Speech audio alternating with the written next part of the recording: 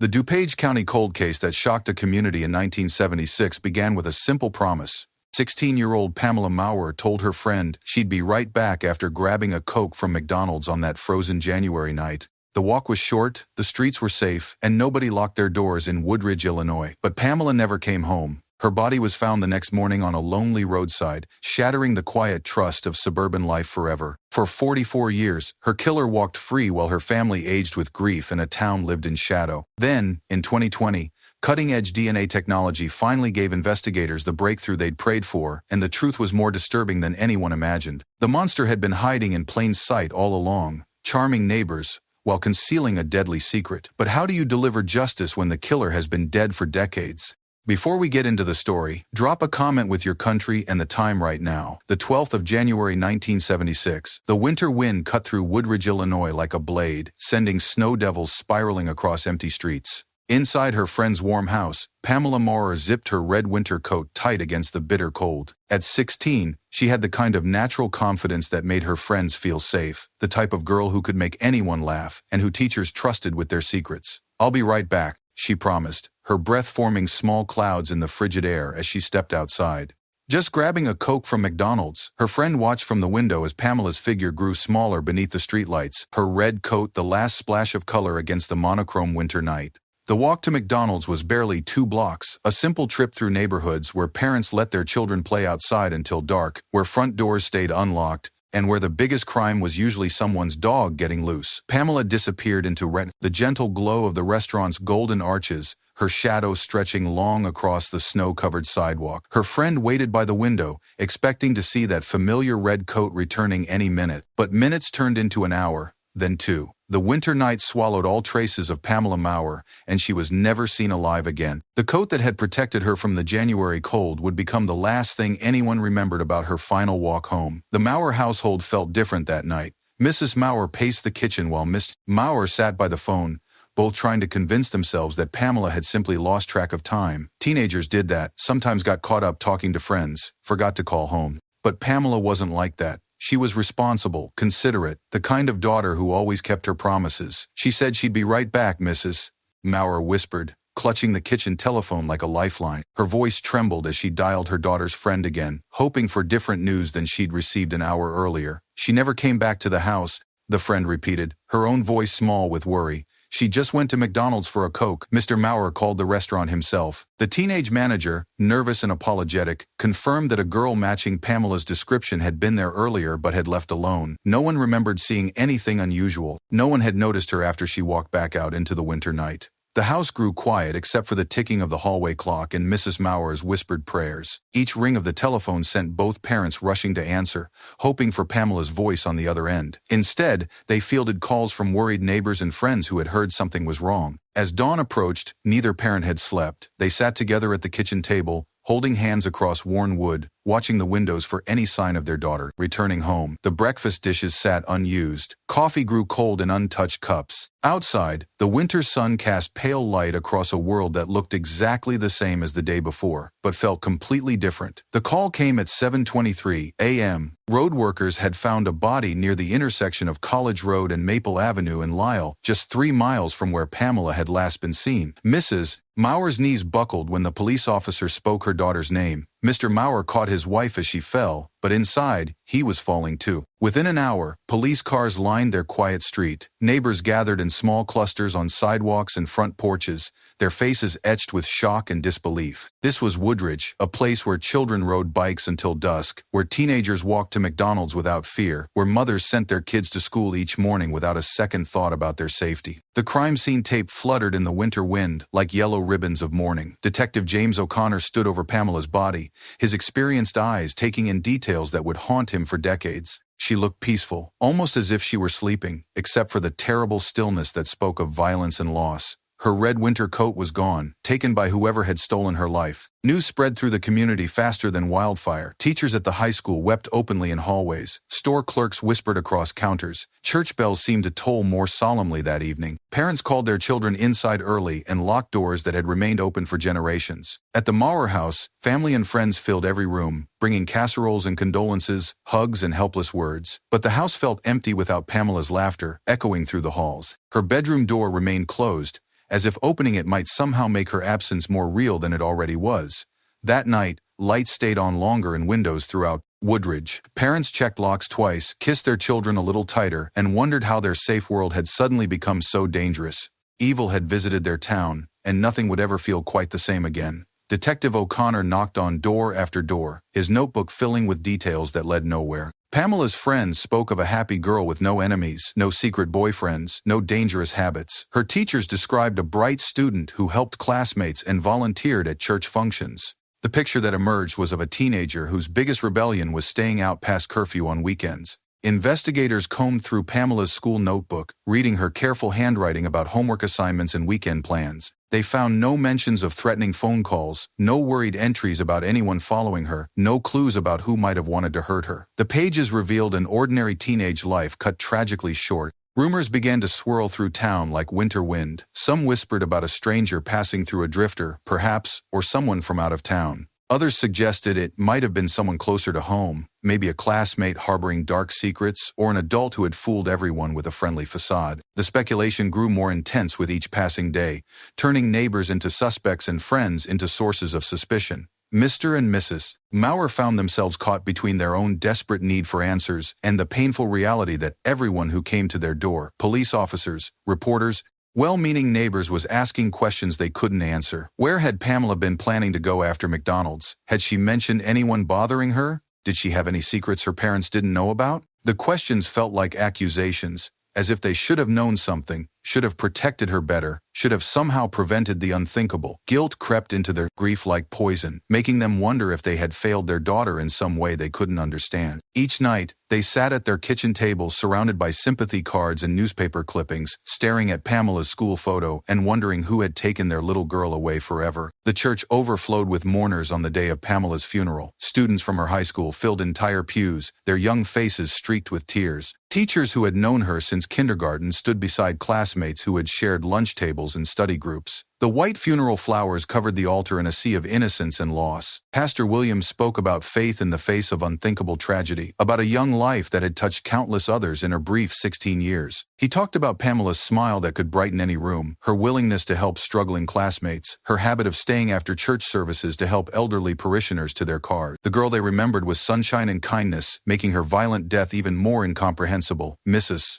Maurer wept silently in the front pew, supported by her husband's steady arm and surrounded by relatives who had traveled from across the state. Friends from school served as pallbearers, their young shoulders carrying a burden no teenager should ever have to bear. The entire ceremony felt surreal, as if they were all trapped in a nightmare that would surely end with Pamela walking through the church doors, alive and laughing. After the service, the procession to the cemetery stretched for blocks. Cars filled with mourners followed the hearse through streets, lined with neighbors who stood on their porches in respectful silence. At the graveside, hundreds of people gathered in the bitter cold, their breath forming clouds of remembrance in the winter air. As mourners began to leave, walking slowly back to their cars through the snow, Mr. Maurer knelt beside his daughter's casket. His whispered words were meant for Pamela alone, but they carried a promise that would sustain him through decades of heartbreak. "I will not let them forget you, sweetheart. I will never stop looking for answers." Weeks turned into months as Detective O'Connor chased every lead, no matter how unlikely. A suspicious car seen near McDonald's that night turned out to belong to a pizza delivery driver. A drifter reported in the area had a solid alibi at a homeless shelter 2 towns away. A teenage boy who had asked Pamela to a dance passed a polygraph test with flying colors. The detective's bulletin board, once covered with photographs and evidence markers,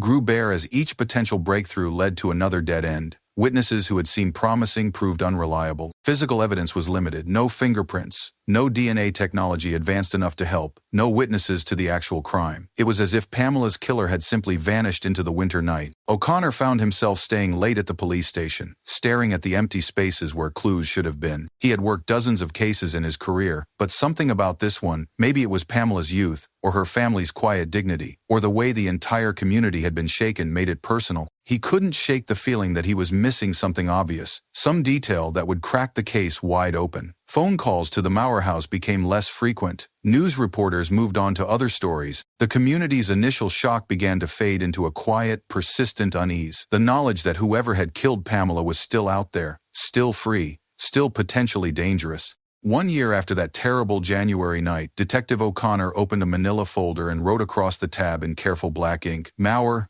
Pamela, unsolved. The words felt like a personal failure, a promise broken to a grieving family and a traumatized community. But sometimes, despite everyone's best efforts, the truth remained stubbornly hidden and justice stayed forever out of reach. Pamela's bedroom remained exactly as she had left it on that January morning in 1976. Mrs. Maurer dusted her daughter's desk each week, straightened the books on her shelves, and kept fresh flowers on her nightstand. The room became a shrine to hope and memory, a place where time stood still and a mother's love refused to acknowledge the finality of death. Mr. Maurer developed routines that kept Pamela's memory alive. Every evening, he lit a candle at the kitchen table beside her school photograph. Every Sunday, he visited her grave with fresh flowers and quiet conversation, telling her about family news and neighborhood changes, as if she were simply away at college and would want to catch up when she came home. The community rallied around the family in those early years, organizing memorial services on anniversaries and keeping Pamela's case in local newspapers. But as time passed, the support grew thinner, the visits less frequent, the calls fewer and farther between. Life moved forward for everyone except the Maurers, who remained frozen in that terrible winter of 1976.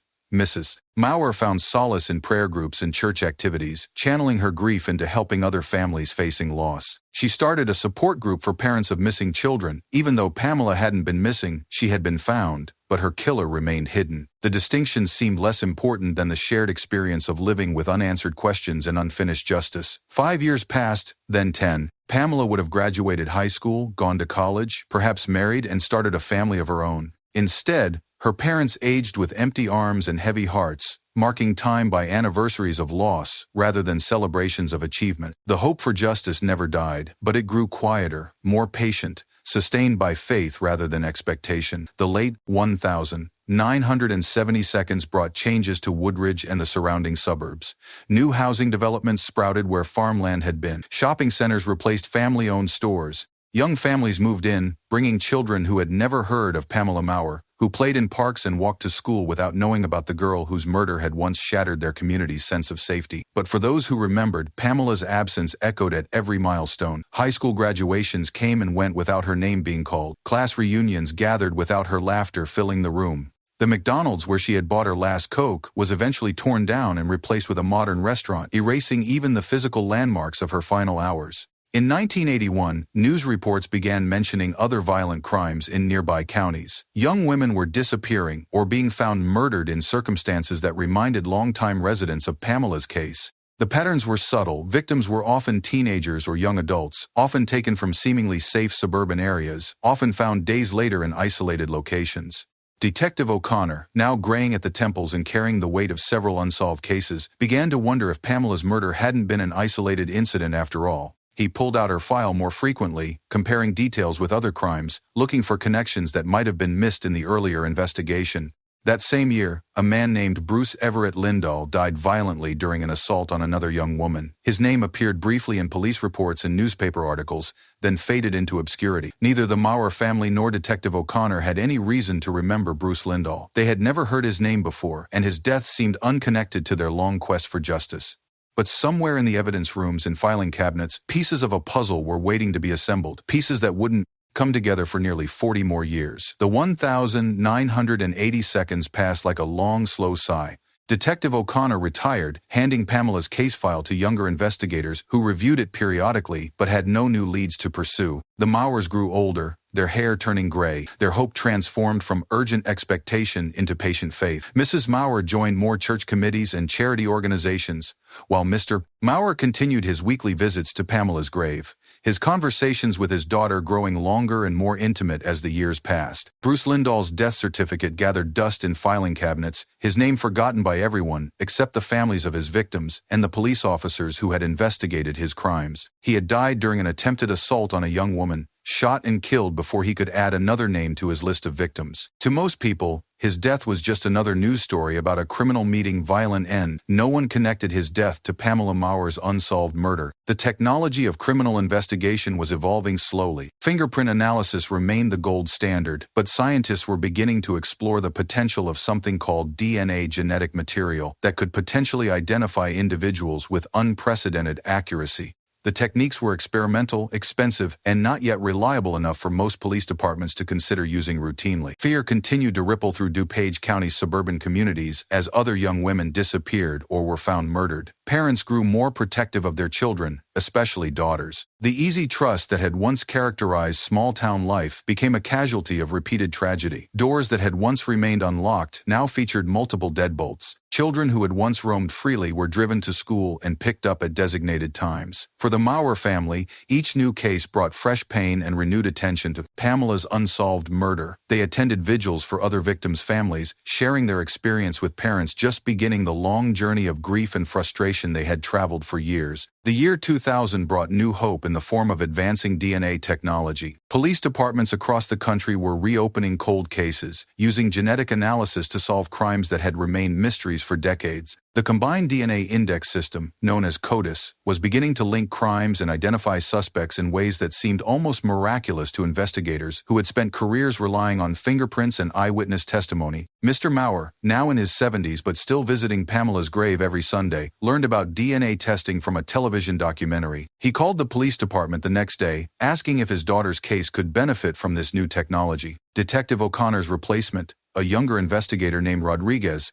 pulled the evidence box that had been stored for nearly 25 years. In 2001, scientists successfully extracted a DNA profile from evidence collected at Pamela's crime scene. For the first time since her murder, investigators had what felt like a genuine lead, a genetic fingerprint that could potentially identify her killer if he were ever arrested for another crime or if his DNA were already in the database.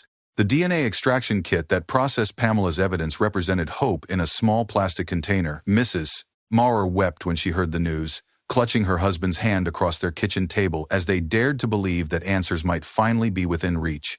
But the search through CODIS yielded no matches. Pamela's killer, whoever he was, had either never been arrested for another crime or had committed his crimes before DNA collection became routine. The genetic profile sat in the database like a question waiting for an answer, a scientific breakthrough that had brought them tantalizingly close to the truth before hitting another wall. Still, for the first time in decades, the Maurer family felt genuine optimism. Science had given them something concrete, something that could identify their daughter's killer if the right circumstances ever arose. The 2000 seconds stretched endlessly for the Maurer family. Mrs. Maurer developed arthritis that made it difficult to tend Pamela's grave, so Mr. Maurer took over both their routines, visiting twice as often and leaving flowers from both of them.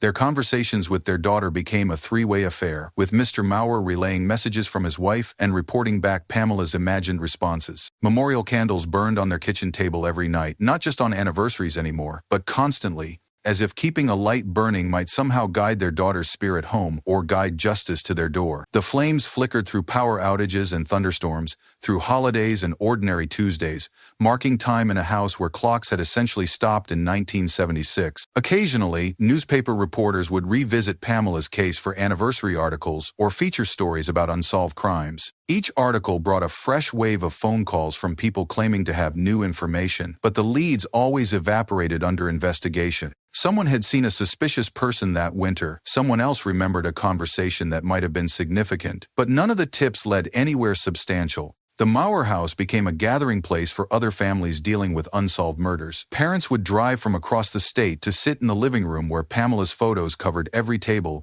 sharing stories and strategies for keeping their children's cases alive in public memory and police attention. Mrs. Maurer often told visiting families about the DNA profile that was waiting in the database like a message in a bottle, hoping that someday the right person would find it. She spoke about faith, sustaining them through the darkest years, about how believing in eventual justice had kept them from being consumed by bitterness. On the 30th anniversary of Pamela's murder, Mr. Maurer knelt at her grave and whispered the same promise he had made 3 decades earlier. He would never stop looking for answers. In 2019, a young detective named Sarah Chen was assigned to review cold cases for the DuPage County Sheriff's Office. Fresh out of training and eager to make a difference, she approached the stack of unsolved files with determination and modern perspective. When she opened Pamela Maurer's case file, she found decades of careful documentation but also recognized opportunities that earlier investigators hadn't had access to. Chen learned about Parabon Nanolabs, a company that specialized in using genetic genealogy to solve cold cases. Unlike traditional DNA analysis that required exact matches in criminal databases, genetic genealogy could build family trees from distant relatives who had submitted DNA to ancestry websites. It was revolutionary technology that had already solved several high-profile cases across the country. The genetic genealogy report that arrived 6 months later was like nothing the investigation had seen before. Scientists had taken Pamela's killer's DNA and traced it through generations of family connection, building a family tree that stretched back centuries and forward to living relatives. The process was painstaking, requiring researchers to verify births, deaths, marriages, and family movements across multiple states and decades. For the first time since 1976, investigators had more than just hoped they had a roadmap. The killer's family tree was taking shape, and somewhere in its branches was the identity they had been seeking for over 40 years. The technology that had once seemed like science fiction was becoming the key to unlocking Pamela's case. Chen called the Maurer family personally to explain the breakthrough. Mr. Maurer, now in his 80s, wept quietly on the phone as she described how scientists were narrowing down the list of potential suspects using techniques that hadn't even been imagined when his daughter was killed. "Don't get too excited yet," Chen cautioned gently, "but for the first time, we have a real chance of getting answers." The computer-generated suspect image arrived on Chen's desk on a rainy Tuesday morning in late 2019. She stared at the face that science had constructed from DNA markers: brown hair, light eyes, angular jaw, the features of a man who had killed Pamela Maurer and then disappeared into 43 years of anonymity. The digital reconstruction was eerily lifelike, a face that could have belonged to anyone's neighbor, brother, or friend. Chen immediately began comparing the generated image with photographs of known suspects from the 1,970 seconds. She pulled driver's license photos, yearbook pictures, and police mugshots, looking for facial features that matched the computer's prediction. The process was tedious and often frustrating. Many of the men who had been investigated in the original case bore some resemblance to the generated face, but none were perfect matches. Then she found Bruce Everett Lindahl. His 1,970 seconds driver's license photo made her breath catch in her throat. The resemblance to the generated suspect image was striking not just in general features, but in specific details like the shape of his nose and the set of his eyes. Lindahl had lived in the area during Pamela's murder.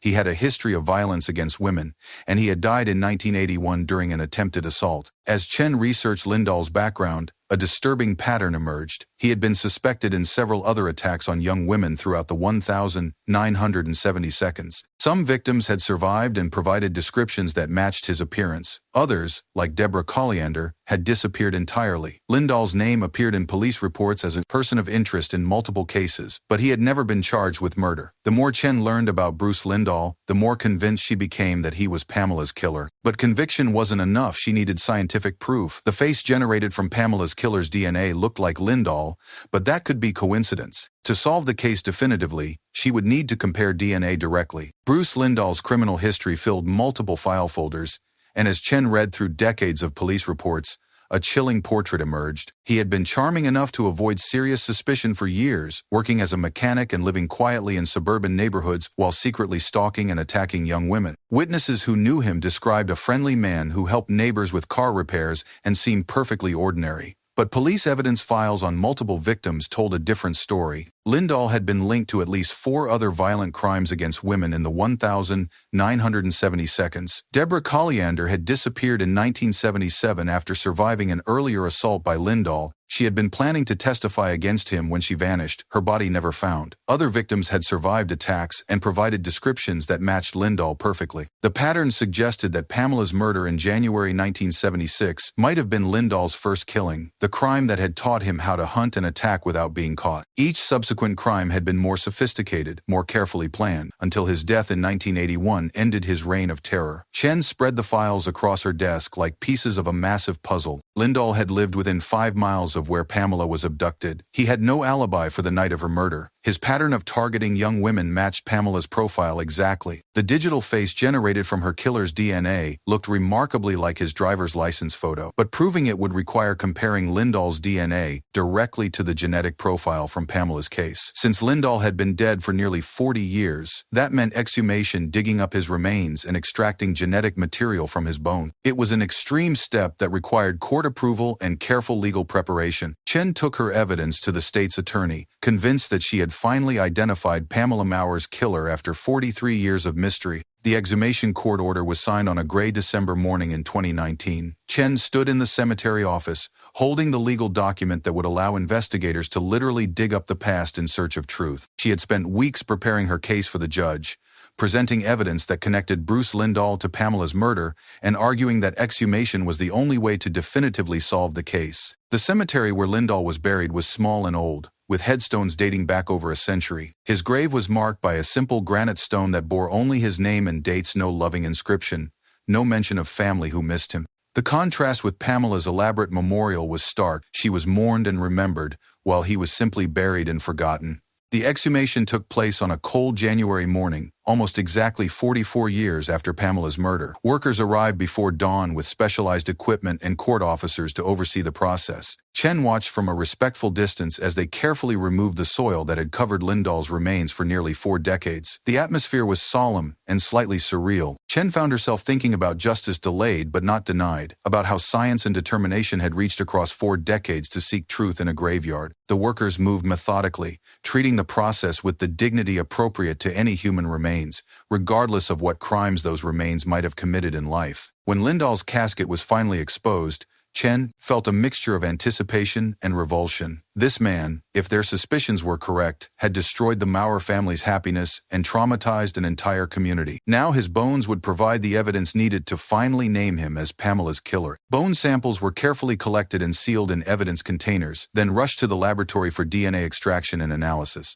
The call came on the 13th of January 2020, exactly 44 years, and 1 day after Pamela Maurer's body had been discovered. Chen was at her desk reviewing other cold cases when the forensic scientist delivered the news she had been hoping to hear for months. The DNA extracted from Bruce Lisle's remains was a perfect match to the genetic profile from Pamela's killer. The probability of the match being coincidental was 1 in 1.8 quadrillion, a number so large it was essentially impossible. Chen stared at the DNA match report, her hands trembling slightly as she processed the magnitude of what it meant. After 44 years of unanswered questions, the Maurer family finally had their answer. Pamela's killer had a name, a face, and a history. The case that had haunted DuPage County for decades was finally solved. She immediately called State's Attorney Robert Klein, who had been following the investigation closely and preparing for this moment. Klein understood the historical significance of what they had accomplished. Illinois had never before solved a murder case using investigative genetic genealogy. Pamela's case would make legal and scientific history, but even as Chen celebrated the breakthrough, she felt a complex mix of emotions. Justice was finally within reach, but it was incomplete. Lisle had escaped earthly punishment for his crimes, dying 39 years before his identification as Pamela's killer.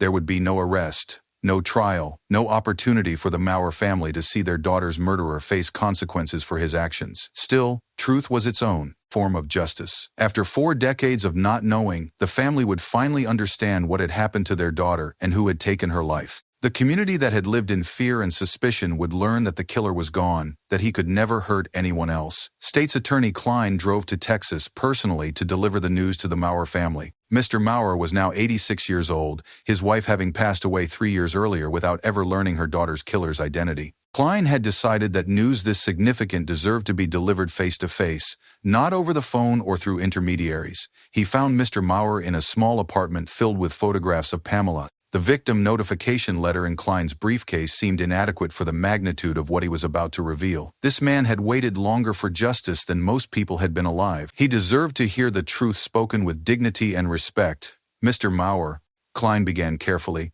we've identified the person who killed Pamela. The old man's eyes filled with tears immediately, but they weren't tears of surprise. After 44 years of waiting, he had somehow known this day would eventually come. His faith had sustained him through decades of uncertainty, and now his patience was finally being rewarded. Klein explained about Bruce Lisle, about the genetic genealogy that had led to his identification, about the DNA match that proved beyond any doubt that he was Pamela's killer. He described Lisle's history of violence against other young women, suggesting that Pamela had been the first in a series of crimes that spanned years. Mr. Maurer listened quietly, nodding occasionally, asking few questions. When Klein finished explaining the evidence, the old man was silent for several minutes. Then he spoke in a voice thick with emotion. I always knew we'd find out someday. Pamela deserved to have her story told. She deserved for people to know the truth. He wept, then not from shock or anger, but from relief. After 44 years of not knowing, he finally had answers. The knowledge that his daughter's killer was long dead brought a strange peace. Justice had been delayed, but it had come at last. The press conference was held in the DuPage County Courthouse on the 15th of January 2020. Media from across Illinois gathered to hear State's Attorney Klein announce that the Pamela Maurer murder case had been solved using cutting-edge genetic genealogy. The press conference transcript would become a historical document marking the first time Illinois had solved a murder case through investigative genetic genealogy. Kline stood at the podium, surrounded by the investigators who had worked on the case across 4 decades. Detective O'Connor, now retired but still following the case, sat in the front row. Detective Chen stood beside Kline, representing the new generation of investigators who had brought modern science to bear on old mysteries. Today, we can finally provide answers to a family that has waited 44 years for justice, Kline began. Pamela Maurer was murdered by Bruce Everett Lindahl, a man who died in 1981 but whose identity as her killer has only now been revealed through advances in DNA technology. The room was packed with reporters, community members, and family friends who had followed the case for decades. Cameras clicked and rolled as Kline described the investigation, the genetic genealogy process, and the final DNA match that had definitively identified Lindahl as the killer. He spoke about Pamela not as a victim, but as a young woman whose life had mattered, whose death had never been forgotten, and whose case had driven advances in forensic science that would help solve other cold cases across the country. Her name began trending on social media within hours, not as a tragedy but as a symbol of persistence and the power of never giving up on justice. The announcement made national news, with stories appearing in major newspapers and television programs. After decades of silence, Pamela's name was spoken again, but this time with resolution rather than questions. The revelation that Bruce Lindahl was a serial predator sent shockwaves through law enforcement agencies across Illinois. His criminal history file revealed connections to multiple unsolved cases involving young women who had disappeared or been murdered in the 1,970 seconds. Families who had lived with their own decades of unanswered questions suddenly had a potential suspect with a name and face. Deborah Colliander's family learned that the man who had killed her was the same person who had murdered Pamela Maurer. Deborah had survived Lindahl's first attack and had been planning to testify against him when she disappeared in 1977. Her body was never found, but investigators now believed Lindahl had killed her to prevent her testimony. Other victims' families came forward with their own stories. Women who had survived attacks in the 1,970 seconds looked at Lindahl's photograph and recognized the face of their attacker. Cold case investigators from multiple counties began reviewing their unsolved files, looking for connections to Lindahl's known movements and activities. The scope of Lindahl's crimes appeared to span years and multiple jurisdictions. He had been skilled at avoiding detection, moving between communities and targeting victims who were vulnerable and isolated. His ability to appear normal and helpful to neighbors had provided perfect camouflage for his predatory behavior. Detective Chen found herself coordinating with investigators from across the state as they shared information about Lindahl's suspected crimes. Each new connection painted a clearer picture of a man who had terrorized young women throughout the Chicago suburbs while maintaining a facade of respectability. The families of other suspected victims faced the same complex emotions the Maurers had experienced relief at finally having answers, anger that justice had been so long delayed, and frustration that the killer had escaped earthly punishment by dying decades earlier. In Woodridge and the surrounding communities, news of Lindahl's identification created a strange mix of relief and betrayal. Longtime residents remembered him as a friendly mechanic who had fixed their cars and helped neighbors with various projects. The revelation that their helpful neighbor had been a serial killer forced the community to confront how completely they had been deceived. Neighborhood surveillance footage from the 1,970 seconds, grainy and often damaged by age, was reviewed with new eyes. There were images of Lindahl at gas stations, grocery stores, and community events, looking perfectly ordinary while secretly hunting for victims. The footage was disturbing not for what it showed, but for what it concealed: evil hiding in plain sight. Church leaders organized community meetings to help residents process the news and its implications. Many older residents felt foolish for having trusted Lindahl, for having let their children play in neighborhoods where he lived and worked. Others felt angry that they had lived for decades fearing strangers when the real danger had come from someone they knew and trusted.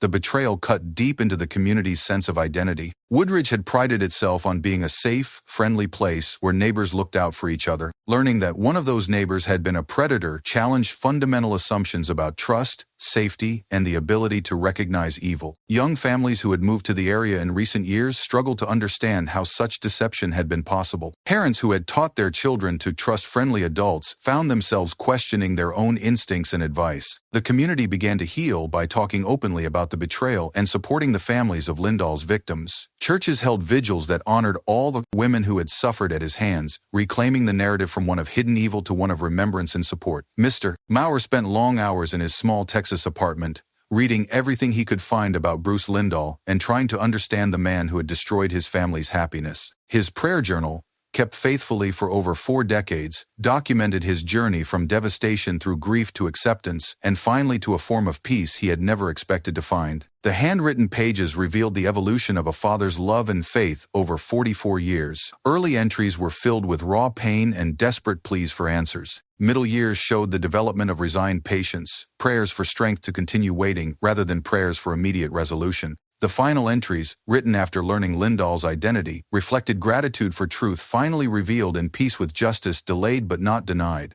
Mr. Maurer spoke often about his wife during the days following the announcement. She had died 3 years earlier, never knowing her daughter's killer's name but never losing faith that the truth would eventually surface. He found comfort in believing that she somehow knew now that death had not separated her from the resolution she had prayed for throughout her life. In interviews with reporters, he spoke about forgiveness not for Lisle, but for himself and his community. He forgave himself for not somehow preventing his daughter's death, for not solving the case sooner, for the moments of doubt that had crept in during the darkest years. He forgave his neighbors for their suspicions and rumors, understanding that fear made people behave in ways they normally wouldn't. His reflections became a source of comfort for other families dealing with unsolved crimes. His ability to maintain faith through decades of uncertainty inspired others to keep hoping when hope seemed impossible. The candlelight vigil held 6 months after Lisle's identification drew hundreds of community members to the park where Pamela used to play as a child. The community vigil program included readings from families of all of Lisle's suspected victims, creating a collective memorial that honored multiple lives cut short by one man's violence. Survivors who had escaped Lisle's attacks spoke about the healing that came from finally knowing their attacker's name and confirming that he could never hurt anyone else. Their stories helped the community understand the full scope of the terror Lisle had inflicted and the courage required to move forward after such trauma. Counselors and pastors worked together to guide healing sessions for families, friends, and community members struggling to process the revelations. The sessions focused on rebuilding trust, managing fear,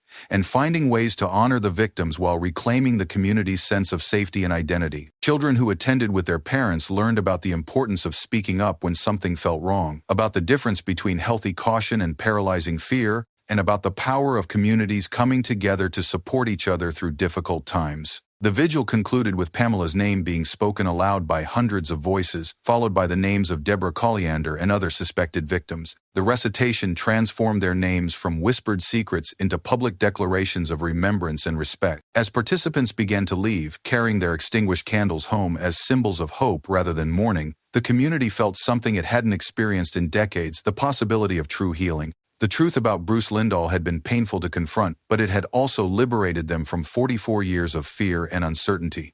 State's Attorney Klein stood before reporters one final time to address the unique nature of justice in Pamela's case. The case closure documentation he held represented the end of Illinois' longest-running cold case investigation, but it also represented justice achieved through truth rather than punishment. Bruce Lisle will never stand trial for his crimes, Klein acknowledged. He escaped earthly justice when he died in 1981, but truth itself is a form of justice. After 44 years, Pamela Maurer's family knows who killed their daughter. The community knows that the threat is gone. Other families have answers about their loved ones. The absence of a traditional criminal trial meant there would be no dramatic courtroom confrontations, no guilty verdict, no sentencing. But Klein argued that the resolution provided something equally important: certainty. For decades, the community had lived with the knowledge that a killer was among them. Now they knew that the killer was gone, had been gone for nearly 40 years. Legal scholars debated the implications of solving crimes after the perpetrator's death. Some argued that justice required punishment, that identifying dead killers provided only incomplete resolution. Others maintained that truth and peace for victims' families were valuable forms of justice in themselves. For the Maurer family and the other families affected by Lisle's crimes, the debate was academic. They had received what they had prayed for through decades of waiting answers. They knew who had taken their loved ones and why those loved ones had never come home.